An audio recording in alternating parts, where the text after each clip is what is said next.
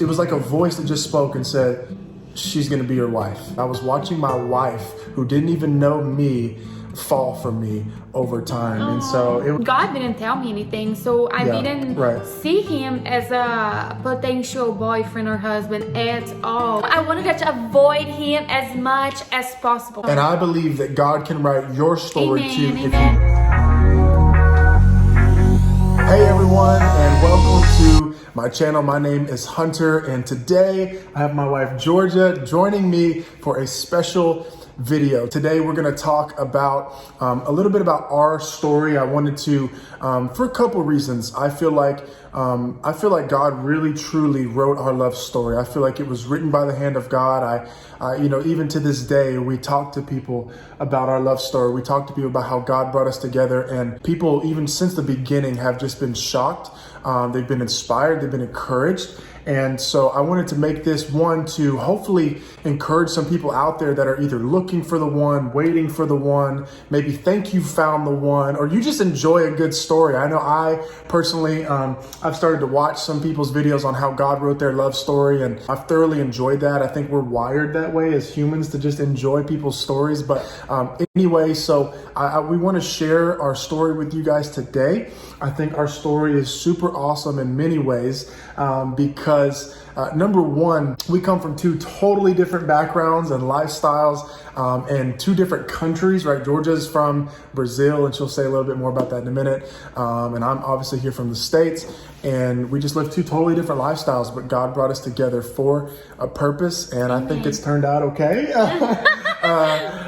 Anyway, so without further ado, let's get into it. Let's get into it. Also, real quick, if you enjoyed this video, guys, please hit the like button, subscribe to the channel, turn on the notification bell below, and leave us a comment. So before we get into the full details of our story, of how we met and just kind of how God developed that relationship, I want to just give a little bit of background for those of you that may not know us, and just kind of who we were and how God led us to each other. So hi guys, I'm from Brazil, as Hunter mentioned before, and I was born and raised in Brazil. So I came to America when I was about 17 to go to college, CFNI. That's where we met. You're gonna hear about it. But before CFNI, I grew up in a Christian home, amazing parents, amazing family.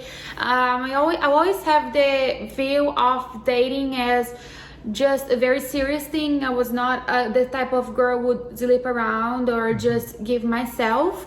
Thankfully to God and my parents, my mom, she taught me really well on how to preserve myself and just value myself, I would say. And I had a boyfriend before. We dated for about 2 years, and just long story short, God told me to break up with this boyfriend. I was only 14 when that happened, and no, I was 14 when I started dating him, and 16 when we broke up. And it was just the most hard decision as a young girl, but also the best decision I have made. Yes. So by the way, if I had never broke up with him, I'll probably not want to come to America to study here. So it worked out really well. You probably, from what I remember you telling me, like it kind of was holding you back from going anyway, right? Yeah. Because I didn't want to leave him. Kind of like things that young girls would do, crazy stories for love. But it worked out. It was a crazy story how God told me to break up with him. There was nothing wrong going on. We would not sleep around. We were just having a really good relationship, just like as much as it can be. Yes. But God did it, and I respected and I responded, and it was just so worth it. So my story, I feel like, is total opposite of hers. I grew up in the Bible Belt in Texas, right? And so we were kind of always Christians, and I have good parents, but I lived in a broken home. And so from that, I already started with a bad view of relationships and understanding of marriage. And pretty much everyone in my family, every friend, I can only remember even one friend my whole childhood that had parents that actually were married and together. And so just my view and understanding of relationships and all that was just tainted. My perspective on relationships and love and marriage and dating all came from the world. It all came from, what I saw on TV, MTV. It was the music videos. It was, the reality shows. It was, this kind of stuff online and on TV. It's kind of how I formed my view on relationships. And so, I started down that road, from an early age, just seeking, pleasure from women, using them, manipulating them. I just became a liar, a master liar to get my way, to get my feel, to get my satisfaction. And I was the kind of player type, I wasn't like, the player of all players or anything like that, but I wasn't your typical teenage player guy and, not a faithful guy. I got into a relationship, when I was, if you don't know my testimony, I lived in the world. I was a party guy. I was the life of the party. I lived that life. But anyway, I got in a relationship and, we did it not God's way. And eventually I got wrecked by Jesus right before my 18th birthday.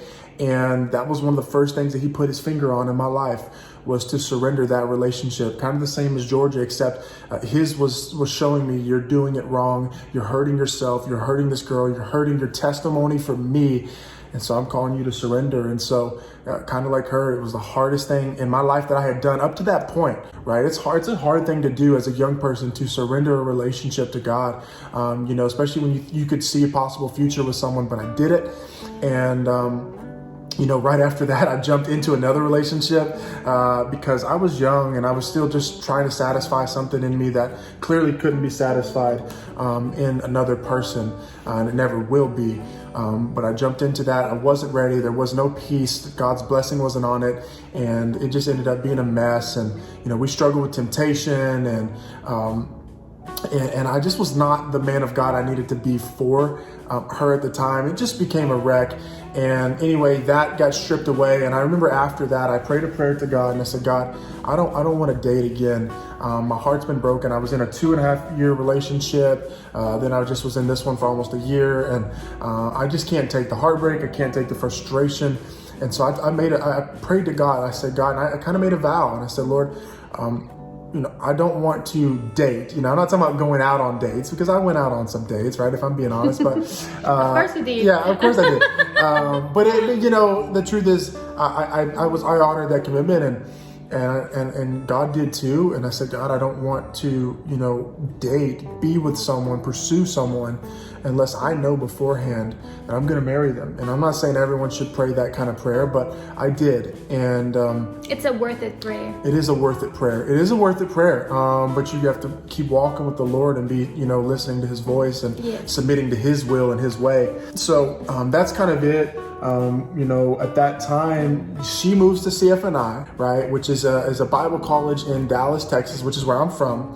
God calls me to ministry. I give up. At that time, I was a Division I football commit, and I was going to play, and God changed my whole plans. And anyway, so I ended up going into ministry, and I was there about a semester after her.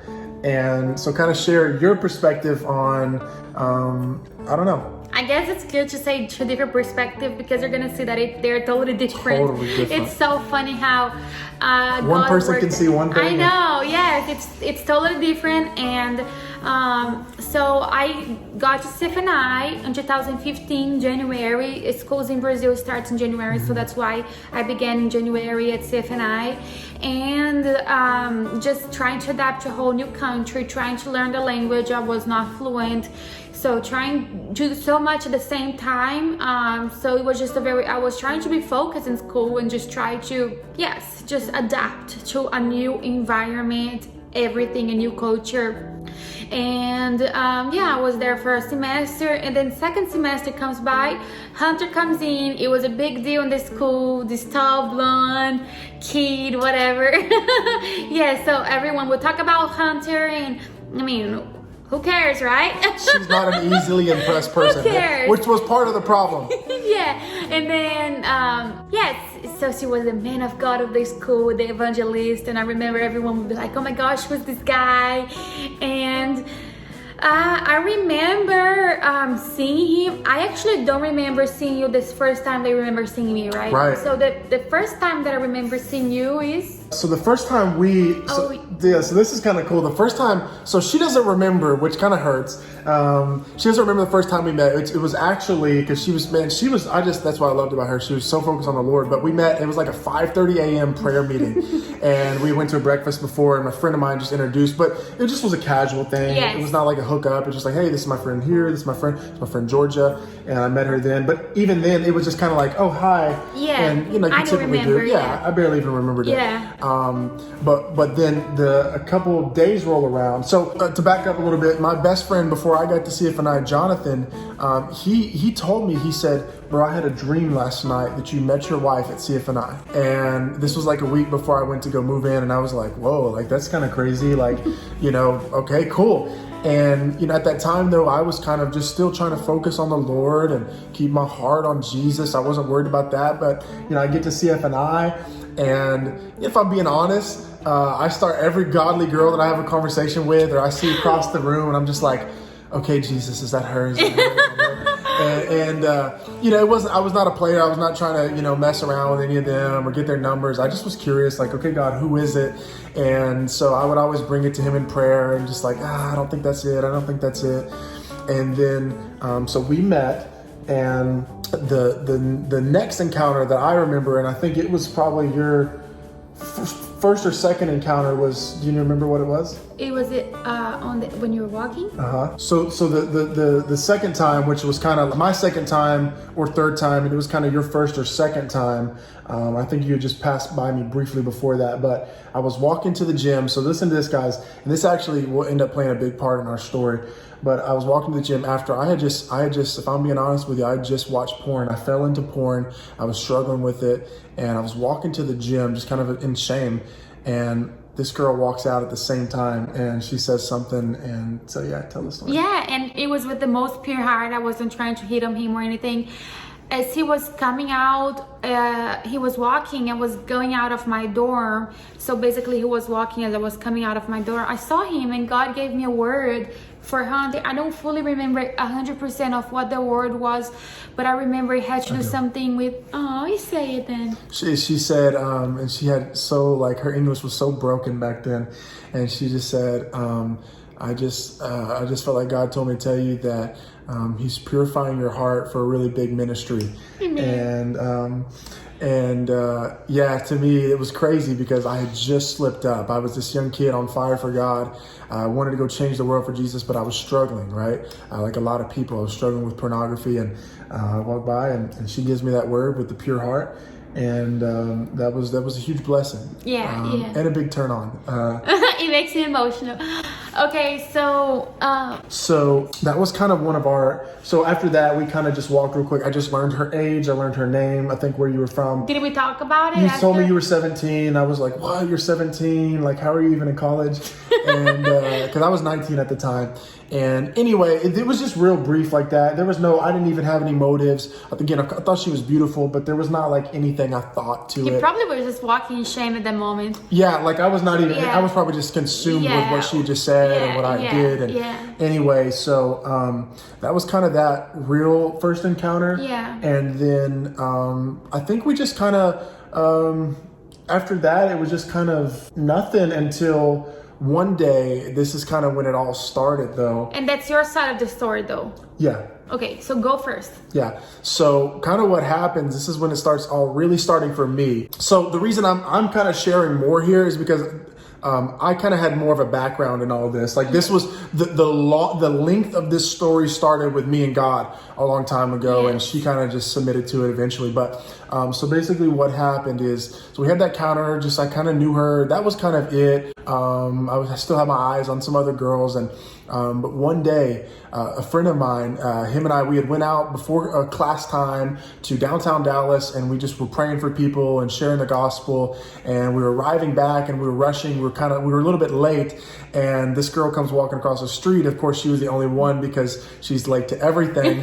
And I'm so late to everything. She's late to everything. It doesn't change. If we ever make plans with you, just know if we're late, it's because of her. Sorry. That's just the culture. But not sorry. Yeah. Because I'm going to keep doing it. But so that was it. And so we were pulling up, and she comes walking by in this beautiful colored dress. And I remember it was just as clear as it is right now. Like, I just felt this, it was like a voice that just spoke and said, she's gonna be your wife. And I remember I looked to my friend and I'm just like, I'm gonna marry that girl. And again, there was nothing really prior to that other than just, oh, I thought she was cute, that was it. But she walks by and the Holy Spirit, I feel like, spoke to my heart and said, you're gonna marry her. And from that moment on, I was like, oh my gosh, I believe it. I was so close with the Lord and I just knew, I knew his voice. Like, you know when you know his voice. And the Lord said that she was gonna be the one. And so that kind of just started this crazy process for me, all the while she had no idea. But what would begin to happen is I would start to pray about it. I brought it before the Lord, and God, just even the first night, gave me a dream about it, about us like getting married, about us flying in a plane together. The next day I had someone like basically say like, hey, like, do you have your eyes on anybody? And like, oh, are they Brazilian? Like, it was the craziest question. Like, who would even ask something like that? And he started poking and prying and kind of pointing to her like, what? Like, how would you even know that? Really? And my best friend had another dream. My mom had a dream describing what she looked like. Like, we all started having all these crazy confirmations about this girl becoming my wife. Again, all the while she was absolutely clueless to it all. And so what would happen is I just kept praying, I just kept fasting, I just kept seeking the Lord. And so I just brought it before God, and he just kept confirming it over and over and over. And I just kept going after her. And I would just find little places here and there to try to connect with her. I just was doing my best. My car. I remember I had a problem with my car. He was like, I can help you to fix it. And here's the thing, I knew absolutely nothing. I was Googling before every time. Like, I could tell he didn't know. I was like, why these guys offering to help you? And I would like come up with like lame excuses like, hey, I have some international friends that need to go get groceries. Like, can you help them? Can you take them? Can you translate? Or I would just come up with all these different crazy excuses. Text me about like music, Brazilian music, trying to speak Portuguese or whatever. Just all these different things. I was trying to get her attention because what the Lord had told me to do was, yes, she's your bride, she's your wife to be, but you need to focus on friendship because I'm preparing you and I'm preparing her, and you don't want to rush into this. And so, all the while I was still trying to get into her heart a little bit, and God was so cool. I could write a book on just all the little ways that he gave us opportunities to connect and things like that. But God began to just do that. And I just began to fall more in love with her. I would just see her all the time. I didn't stalk her by any means, but I just became so passionate about just I don't know, everything. I just was always paying attention to her, always trying to just go. I would even pray like, God, like, is she going to be there today? And I would just I would try to take a chance, and she'd be there. She'd be at the gym or she'd be at the library or whatever. And I just would kind of like by faith go to these places, hoping to just see her. And it was just awesome. The process, me and God, it was a long process. It was something that about a year. In the end, took close to a year. However, what had happened though was I thought after all the cars and us kind of spending a little bit of time together, I thought maybe she was actually starting to like me as well. And so I kind of started to up my pursuit. And all the while she was seeing something totally different. And so share a little bit about that. Yeah, it kind of makes me want to cry when he talks about everything he has done for a relationship. In other side of the story, everything was really different for me because I really didn't see him anything besides a friend. So as he started, after that prayer that I prayed over him or whatever, and the God told him that we're gonna be together, for me nothing changed. I was still focused on my life, my own thing, my school with God. God didn't tell me anything, so I didn't see him as a potential boyfriend or husband at all. And that was not your type, right? No, because I came from Brazil, so she liked ugly guys. To be honest with you, I'm not used to. I wasn't used with white guys. I was used to Brazilian guys. So I would see a nice person coming to me every now and then and just trying to make a relationship, just maybe be friends. He would try to help me with my car, which I really appreciated because I didn't have anyone to do it besides me. So that was nice that he helped me with my car at some point. And then it started getting a little annoying though, because he would text me and say, hey, can you take me to Walmart? And I was like, what this guy's doing? I don't want to take him to Walmart.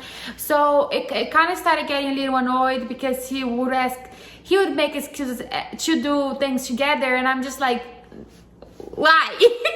And it got to a point where it was getting too much, in the fact of like, everywhere I go, he would come talk to me, and then people in school were actually starting to talk about we were together, and that's when it got me angry. I was angry because people would come to me and say, what about Hunter? And I'm like, we don't have anything. And I remember a day that I don't remember who did it, but it said, oh, I remember now. She said, a girl came to me and said, and you and Hunter, are you guys dating? What's going on? And I just got angry with her a little bit. I was like, why are you saying that? You don't even know me, and you don't even know we're not together. And then I said, no, we've never been together. And then that's when I was like, why everyone at school is saying something? I guess it's just because everyone could see that he was always looking at me, maybe, or observing me. So it started getting me annoyed. On a point where whenever I wanted to go eat at a cafeteria, I would call my sister and ask my sister if Hunter was there, because I wanted to avoid him as much as possible. So if he was at the cafeteria, I would get it to go, or I would ask my sister to break the rules and get me a to go.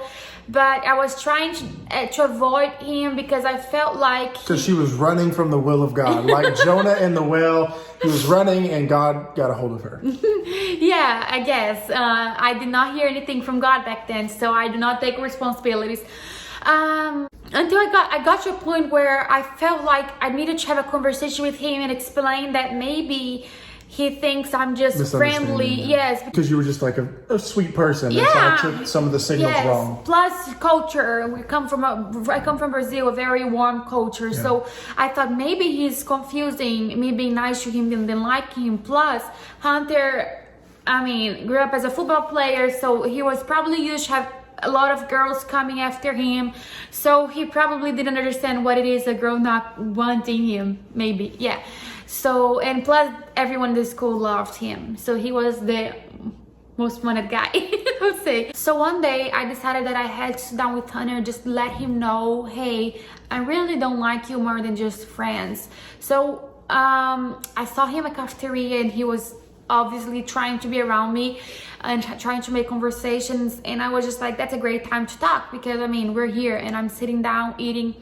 So I said, hey Hunter, can I speak to you? My English was still very broken back then.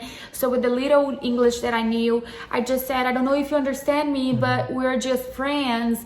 And I totally friend-zoned him, not trying to just friend-zone him too, for him to keep coming after me, really like just, hey, we're just friends.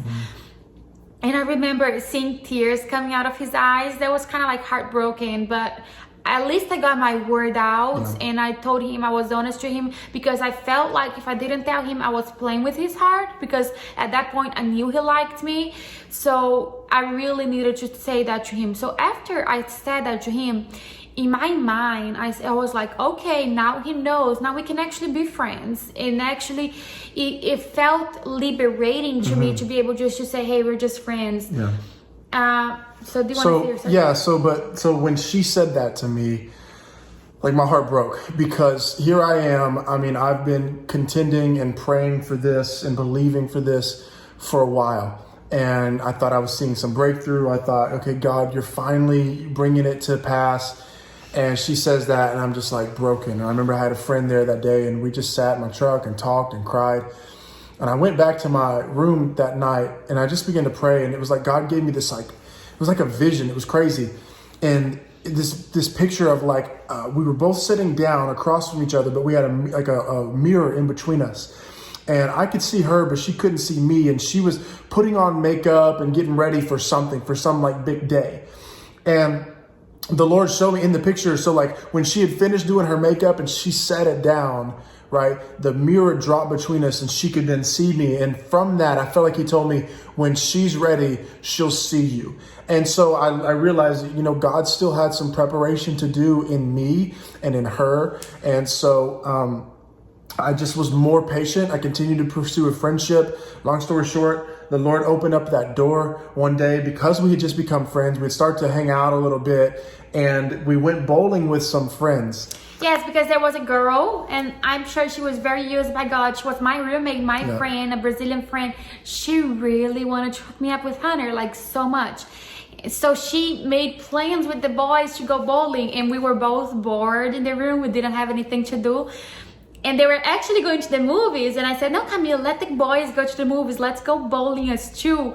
So I remember she texting David and saying, she wants to go bowling. So we all changed the plans. And so we went bowling, and we just went, it was like in that place, I just like, I was just seeing her more and more for who she really was. And I remember that day I was like, okay, I'm gonna take a chance. And people had kind of like stepped away to the bathroom or something like that, and I kind of just pulled her to the side, and I just want to talk to her. I was like, hey, listen, I know you don't like me like that, and I'm not trying to mean anything other than what I'm about to say, but I just wanted you to know that I think you're absolutely beautiful, your heart, and I just kind of I don't even remember exactly what I said, but I just told her how beautiful I thought she was, and how much I loved that she honored the Lord, and she valued herself, and that she was guarding her heart. I thought it was beautiful, and I think in that moment she said that kind of broke some things down. So let me tell my story on that. So we had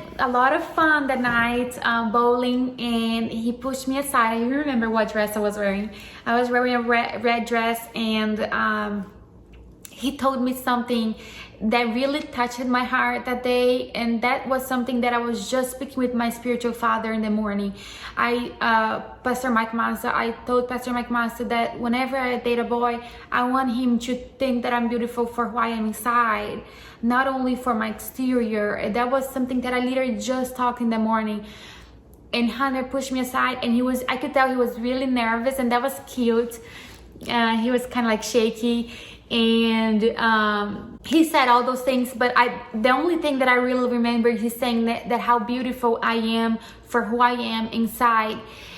That was a very momentary time for me, because that's when I was like, wow, he is a good guy, and I just started seeing things on him in a different way. So that was for me the moment where I realized that Hunter was a potential something for me. Mm-hmm. That was almost a year after we met, mm-hmm. or yeah, it was probably exact. It was like 9 months. Yes, yes. So that happens, and again, that allows us to just kind of be more friends, and we start to hang out a little bit, and she starts to soften up to me. And I'm still guarding my heart. I'm still trying to be as patient as I can be in the process. I mean, I can't even tell you all that was happening. I mean, God was doing so much in that time, but he just was making it more and more obvious, and I just was falling so in love with her. And she wasn't even like, the crazy thing about our relationship is that I was in love with her because I had already knew that she was going to be my wife for a long time. Meanwhile, she barely even knew who I was or anything about me.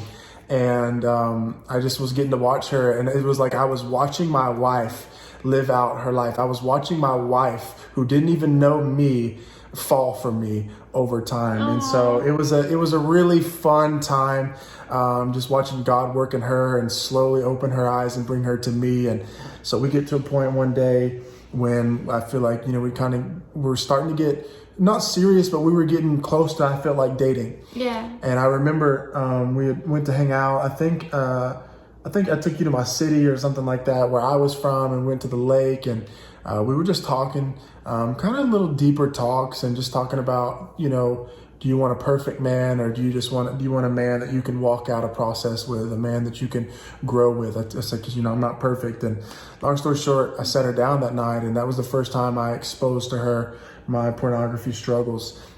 It was not something I was doing like on a daily basis, but it was like, every other week or something like that, I would fall into it. And I just felt like it was right to tell her. And that kind of started everything I feel like we had kind of built. It kind of put a big stop in between everything that we had already started to build.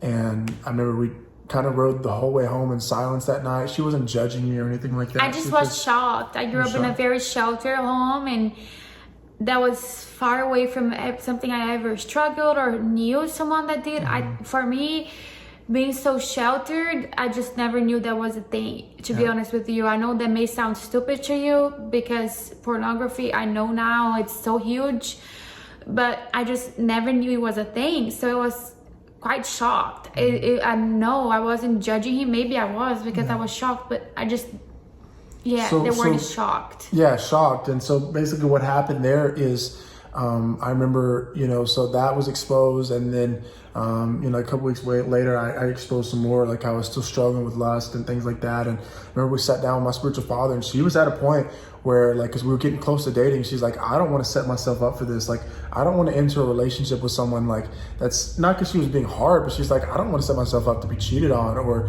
be hurt. And I was scared. She was scared. So, as you should be, to give your heart to someone, right? Yeah. And so we sat down. I remember it was an emergency because you're like, I can't do this. And like you were like getting ready to go back to Brazil or whatever. And I'm like, I got to get this girl before she goes back. So we call up my spiritual father, Dean G. In that moment, just like, man, please meet with us. And I remember him just talking with her. And we basically decided in that moment, to sum it all up, that she was going to go back to Brazil that summer and just take time and pray about it. Yeah. And for me to keep praying about it too. And he said, I remember him saying, it was a tough word for me to hear. He said, and that was after she left, he said, son, if she's the one, it'll work. Despite your issues, despite your struggles, it's going to work. Just hold on to faith. And he told her as a father, he's like, I don't think he deserves you right now. And so she went back to Brazil, and that summer, it was just me and Jesus, and I was hurt, I was broken. But that was a summer I resolved that I was going to get free because I wanted her and I wanted God's promise in my life. And so I spent the whole summer just believing, and that summer God set me free. And I've not once, that was 5-6 years ago now, and I've been completely free from it. And Amen. Anyway, so if you are struggling with pornography, know that it's possible to be free, because he was free, and my husband is a free man. And if you are a girl and you're watching this and your partner is struggling with this, it is possible. All he needs to do is he needs to want it at first, but he needs God. Yeah, absolutely. And so we want to share more about our dating experience, because what happened is she went back to Brazil, had this kind of moment. Meanwhile, God was working on me. And we did not talk at all. We didn't talk. When I was in Brazil, I told him, I said, I'm sorry, I need a break. I don't want to talk. So we didn't talk at all in Brazil. And I remember every now and then he was sending me such a sad message. Like I could tell he was very broken. But it was a very necessary time, because I feel like if I had treated like he was okay, maybe he would not have had this wake-up call. Maybe. Yep. Yeah, So what happens is she ends up coming back that next semester, and within a few days, I sit her down at the park at our school, and I tell her everything. I tell her everything that God had showed me about her. Do you remember that? That was a powerful moment. I do remember. Maybe when you started talking, I set you down at the park, and I just began telling her everything. God showed me that you were going to be my wife. Here's what he showed me. Here's the dreams. Here's the confirmations. Here's the visions. Here's everything that he's shown me. And I told her that night, I said, I just want you to know that I love you, and I have loved you for a while. And that night, something shifted. And so we're going to do another video soon talking about our dating, talking about things we learned from our dating process. We had a lot of ups, a lot of downs. We did a lot of things right. We're going to talk about boundaries. We're going to talk about, just my struggles, our struggles, all these different things. And we're going to share our successes and our failures, and hopefully it will encourage you as well. So stay tuned. We're going to do a 2-part, and I want to make sure. So stay tuned. We're going to do that second part, and I know it's going to be an encouragement to you guys, but I hope that you were able to be just a little bit inspired from what God has done in Our us. crazy love story. It's crazy. I mean, how in the world 2 different worlds would come together? That's a God thing, because God wrote our story. There's no other way besides God wrote our story. You put it in His hands. Amen. If you trust Him, if you don't rush the timing, if you just pray and you fast and you believe and you bring everything to the Lord, I believe He can write your love story as well. Don't be in a rush. There's someone for you. Listen, if you have the desire to get married, to be with someone, there is someone for you. You don't necessarily have to believe in the one, but there is someone out there that God has placed and designed for you to be with. So guys, hold on, keep believing, keep trusting. True love is available. True love exists. And we will see you guys in the next video. Yes, thanks for watching. Love you guys. Bye. I think it's right